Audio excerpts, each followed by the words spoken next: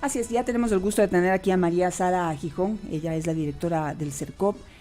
Bienvenida, María Sara, a esta alianza entre Vis a Vis y Noti Hoy. Muy buenos días, un gusto estar aquí con ustedes. Bueno, un poquito ronca, pero aquí estoy. Gracias, María Sara. Sí, mira, hemos estado haciéndole seguimiento a todo lo que es la subasta inversa de medicamentos, ¿sí?, que es el último proceso que el CERCOP ha llevado a cabo, que era vital para poder llevar a la práctica la externalización de las medicinas, es decir, y activar la receta electrónica, que es parte del último decreto que emitió el presidente de la República en torno a la corrección del sistema para que se evite la corrupción alrededor de la entrega de medicinas a los usuarios del Servicio Público de Salud. Sin embargo, este servicio de externalización se ha suspendido. Yo digo, quizá tiene que ver con una investigación que tiene y está haciendo el CERCOP en torno a los ganadores de esa subasta inversa. Sí, bueno, tal vez mejor aclarar que el tema de la externalización de farmacias es paralelo y es obviamente complementario, pero no depende el uno del otro directamente. Sí, indirectamente, son dos procedimientos separados. Y externalización de farmacias. Sí, externalización de farmacias y receta electrónica, esos son procesos que los está llevando adelante el Ministerio de Salud Pública.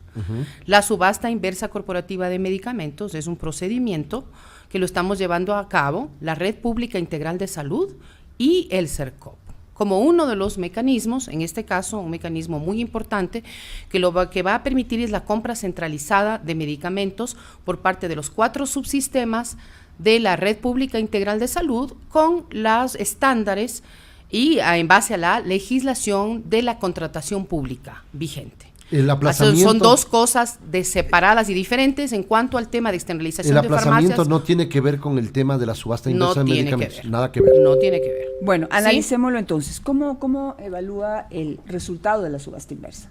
Bueno, estamos avanzando de manera importante. La Ley Orgánica del Sistema Nacional de Contratación Pública establece la normativa vigente que permite justamente este tipo de contratación, este tipo de procedimiento más que de contratación, porque este procedimiento lo que permite es efectivamente escoger a los proveedores que serán aquellos que serán catalogados, o sea, los medicamentos que esos proveedores proveen efectivamente al Estado, serán escogidos a través de la subasta inversa corporativa. ¿Qué consiste la subasta inversa corporativa? Bueno, básicamente consiste en un procedimiento a través del cual, primero se determina el Ministerio de Salud Pública, a través de un oficio, la señora ministra de Salud el año pasado, nos hizo llegar el número y la determinación específica de todos los 781 medicamentos que debíamos nosotros iniciar el procedimiento para llegar a una catalogación. ¿Qué significa la catalogación? La catalogación significa que esos medicamentos, después de un procedimiento que es bastante largo, les puedo explicar en resumen, ese procedimiento, una vez terminado, tendremos estos 781 medicamentos, ojalá todos, ya en este catálogo electrónico. ¿Qué es el catálogo electrónico? Es una tienda virtual.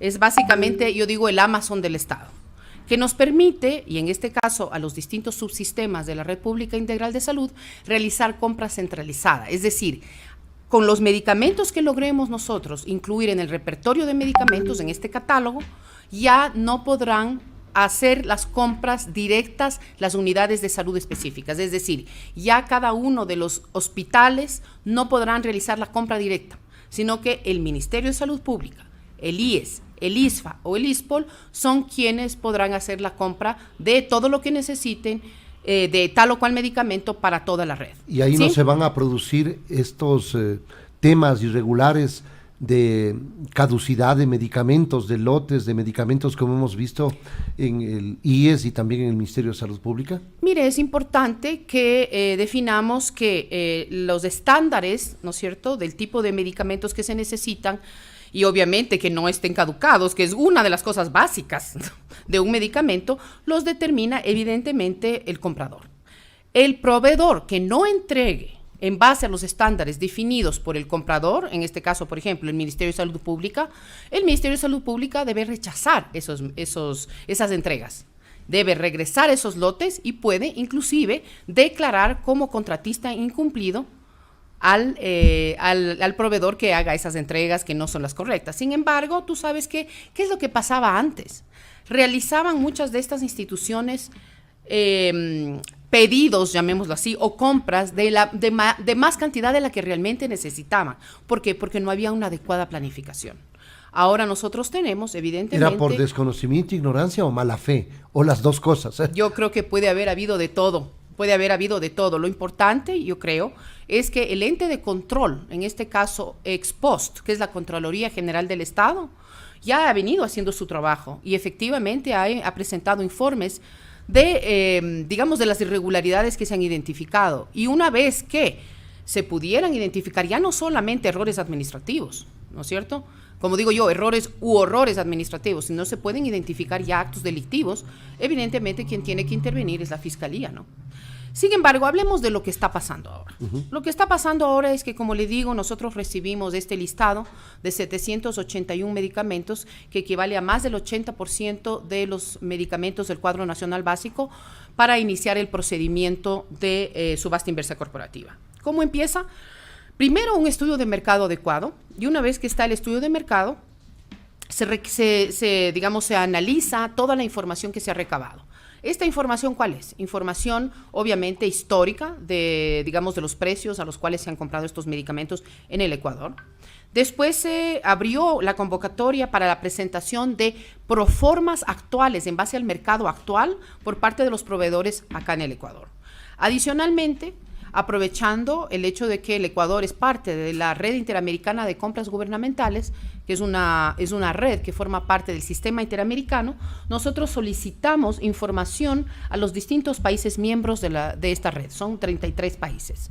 Nos llegaron información de 10 países sobre los precios en esos países, que estamos hablando de América, finalmente, América Latina. Así que con toda esta información y también de otros países, logramos hacer un estudio de mercado adecuado y tenemos ya para este día los precios referenciales unitarios de 684 medicamentos. Con esos precios referenciales unitarios, nosotros desde el 23 de marzo iniciamos con el primer lote de 168 medicamentos que fueron publicados. Después de la publicación inicia una fase de preguntas y respuestas. ¿Y por qué son necesarias esas preguntas y respuestas? Bueno, porque tiene que haber un debido proceso, ¿no? En todo esto tiene que haber información, y recordemos que este año nosotros estamos siendo mucho más exigentes en lo que estamos exigiendo en los pliegos.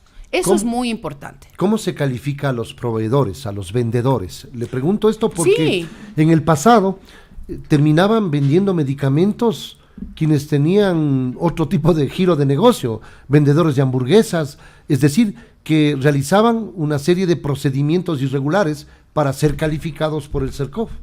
Sí, bueno, vale mencionar que en el caso ecuatoriano, nosotros como CERCOP tenemos el registro único de proveedores. Los proveedores, personas naturales o jurídicas, pueden llegar y cumplen una serie de requisitos, ¿sí? Tienen que tener un RUC, un registro único de contribuyentes. Y es en el RUC en donde ellos determinan la actividad a la que se van a dedicar, ¿sí? Y después de esto, evidentemente, cumpliendo todos los otros requisitos, entran al registro único de proveedores. Hablando ya específicamente de proveer bienes o servicios para la salud, estas instituciones o personas naturales deben tener todas las autorizaciones de la entidad sanitaria. En este caso estamos hablando de ARCSA. ARCSA es quien determina y da los registros sanitarios para, en este caso, la provisión de medicamentos. ¿Qué es lo que pasaba en casos como lo que usted menciona? Que, como le digo, no sucedió en nuestro tiempo, sucedió en el pasado y sucedió seguramente, yo digo, por justamente estas posibles negociaciones que se daban entre unidades de salud específicas, hospitales específicos y estos proveedores. Resulta ser que para comodidad, entre comillas, o posibilidad de entrega de varios tipos de insumos para los hospitales, se utilizaba algo que le llaman comúnmente la parrilla. Y en esta parrilla incluían no solamente medicamentos, incluían insumos, incluían dispositivos, es decir, incluían distintos tipos de bienes. ¿Y qué es lo que pasa? No hay ningún proveedor de medicamentos que pueda proveer los otros, porque tiene autorización solo para medicamentos, no para insumos, dispositivos. Oiga, inclusive en algunas de esas parrillas nos contaban algunos colegas del sector de la salud que inclusive ponían hasta el papel higiénico. Con eso le digo todo. Entonces, ¿qué pasó? Hubo el abuso de algunas de estas instituciones y de algunos, entre comillas, proveedores del Estado que terminaban proveyendo servicios. Originalmente tenían un RUC, como que dice usted, para vender hamburguesas y terminaban siendo distribuidores de todos estos productos. Pero eso no puede ocurrir en la subasta inversa corporativa. Tienen que cumplir específicamente con las autorizaciones de la autoridad sanitaria. Y nosotros... Eso no va a ocurrir. No, es que puede, no puede, es imposible, no ya. puede ocurrir, no puede, es imposible. ¿Por qué? Porque para poder participar en la subasta inversa corporativa de medicamentos se debe tener un RUP y un RUC relacionado con el tema. Se debe además tener 3 años de vida jurídica, no pueden aparecer esas empresas fantasmas que a última hora se creaban. Deben necesariamente tener, digamos, la fortaleza financiera. Adicionalmente deben tener, en el caso que sean productores, deben tener certificados de buenas prácticas de manufactura. Y la buena noticia, desde la semana pasada estamos ya realizando visitas a las plantas de estos proveedores, de estos productores de medicamentos, junto con ARCSA y nosotros desde el CERCOP, dentro de lo que es la Dirección de Producción Nacional. Estamos ya realizando eso. A ver, pero sí, sigue. No he terminado, obviamente el procedimiento es bastante largo, pero solo decirles, de los 168 medicamentos del primer lote, aparte de las preguntas y respuestas y de las adhesiones que ya tuvieron los proveedores, nosotros ya tuvimos las pujas. Tuvimos las pujas del primer lote de medicamentos y dentro de esas pujas, obviamente, nosotros tuvimos resultados interesantes, un 47% de potencial rebaja ya el momento en que se empiecen a recibir toda la documentación que tienen que presentar estos proveedores ganadores de las pujas y dentro de poco, ya la próxima semana, tendremos las primeras adjudicaciones. En base a tu pregunta de la investigación que dices sí, tú. Vamos a eso, pero a ver, sí, vamos con el proceso. Claro. Sí, en el proceso todavía siguen pudiendo participar proveedores que no tienen registro sanitario. No, sí, te cuento, eso es una complicación en el Ecuador, pero no pueden ser adjudicatarios, eso es importante. Nosotros tenemos una sentencia. ¿Con qué criterio y con qué experiencia y cuál es el proceso para entregar ese registro sanitario, María Sara? Porque ahí ha estado el problema de siempre y la trampa que ha tenido. Pero en esta ocasión no puede. Pero en esta ocasión es imposible. ¿Por qué? ¿Cómo va a ser imposible? Porque si aquí no se puede hacer verificación de la calidad de los medicamentos. A ver, el registro sanitario es algo que quien otorga es el ARCSA, la autoridad sanitaria.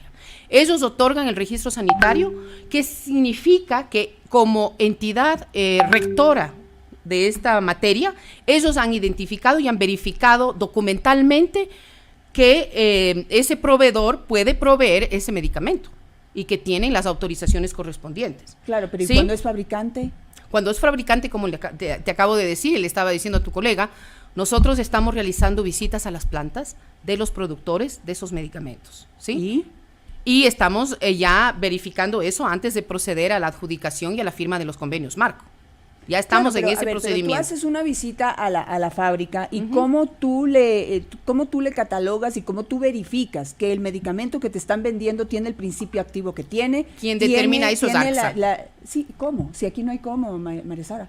Esa es la realidad. Aquí no se puede verificar la bioequivalencia de los medicamentos y ese es el problema. Ya, tu pregunta y la pregunta es excelente. Yo no soy la persona para responderte porque nosotros como Servicio Nacional de Contratación Pública de lo que estamos a cargo es del cumplimiento de la normativa de la Ley Orgánica del Sistema Nacional de Contratación Pública. Es que ese ha sido el problema de toda la vida, María Sara, cada institución se lava las manos. No nos lavamos las manos. Este ha sido un problema de siempre y el problema es que el medicamento que llega finalmente a manos del usuario no vale.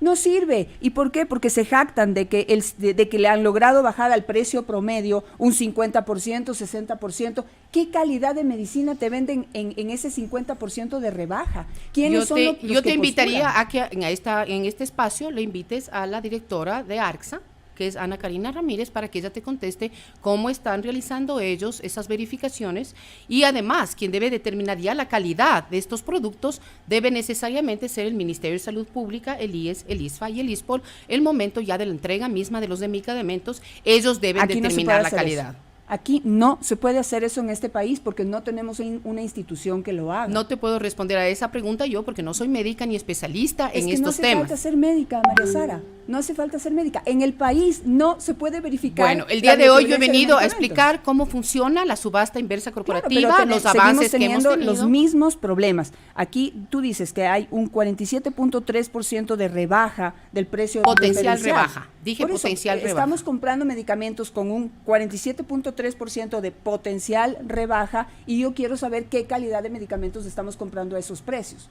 Porque entonces nos captamos de que una medicina que se vende en $1 la hemos comprado en 1 centavo. Y estoy diciendo un precio cualquiera. Eso no estamos diciendo Estoy diciendo un precio cualquiera. Bueno, pues si quieres ajustarte, en una medicina de $1 compramos en 50 centavos.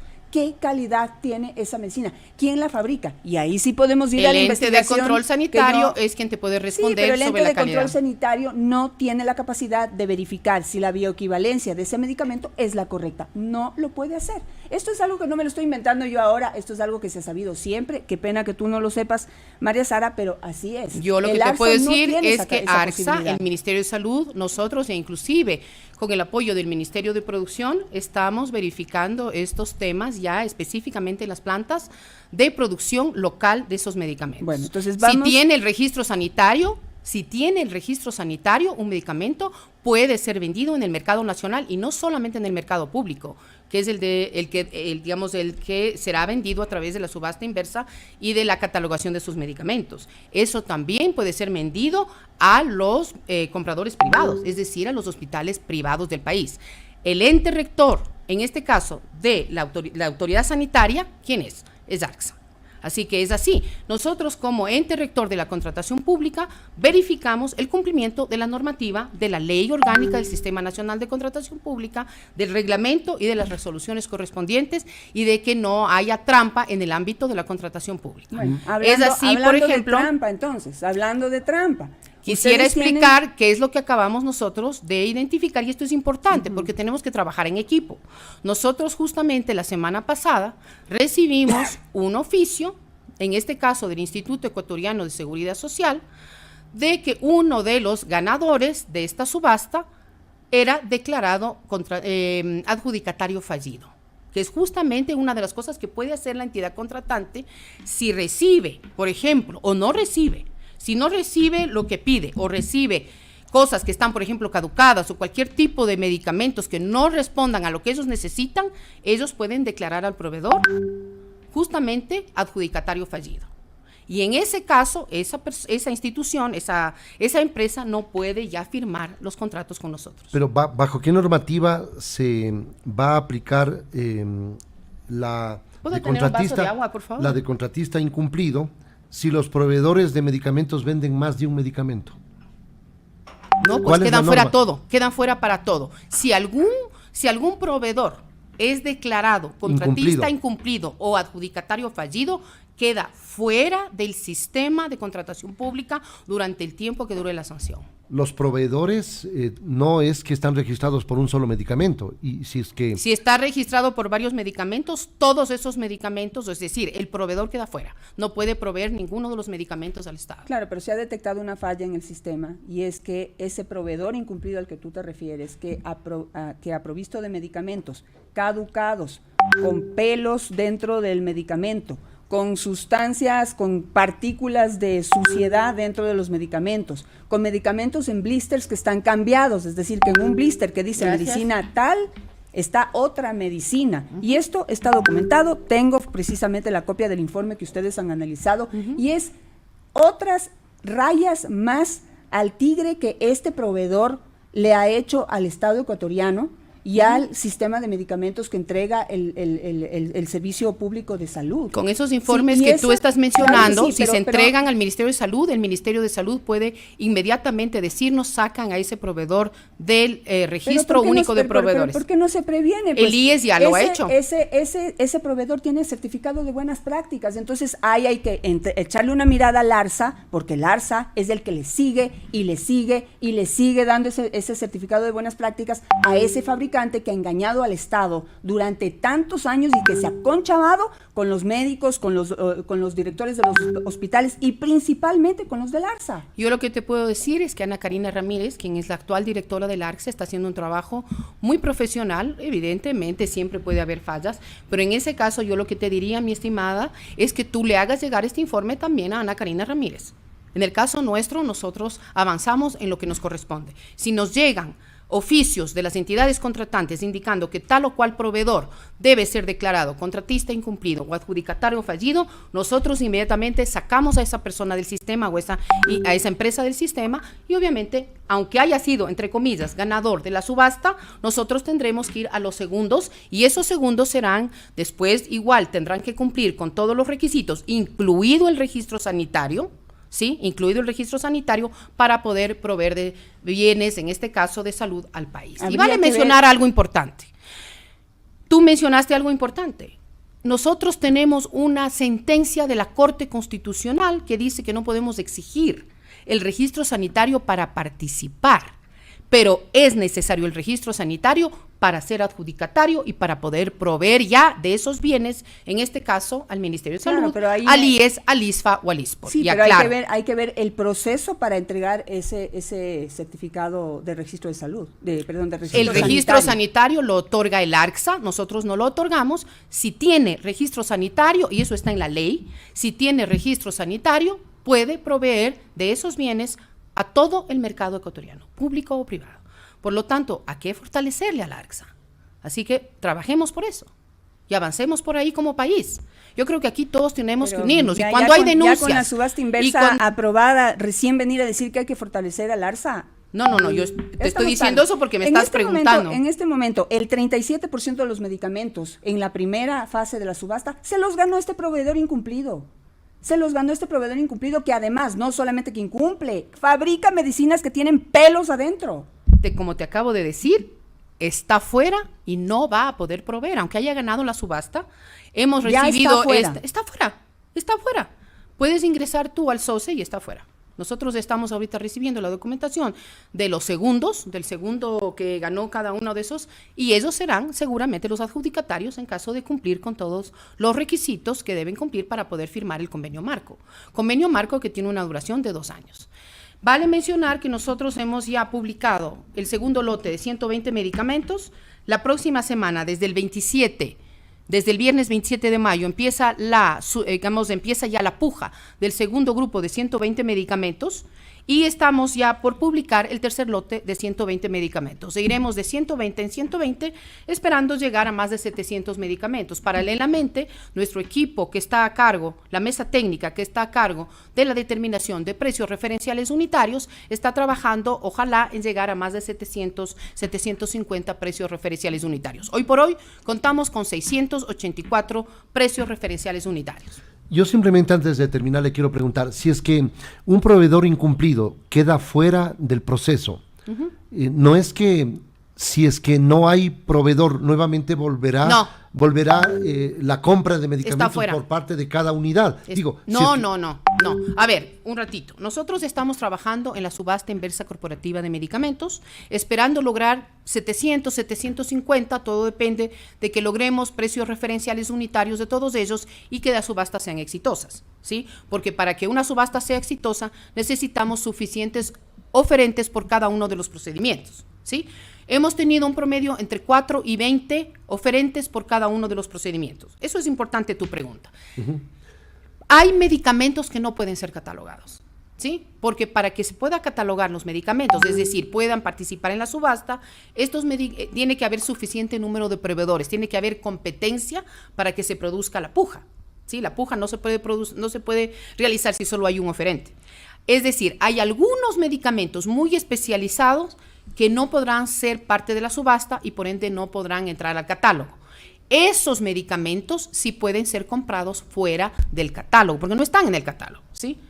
Pero para eso lo que es importante es que nosotros como ciudadanos, ustedes como medios de comunicación, los observatorios que existen observatorios ciudadanos, existen organizaciones como los colegios de médicos. Justamente estamos por reunirnos, esperamos dentro de muy poco con los colegios de médicos para darles esta información que es muy importante.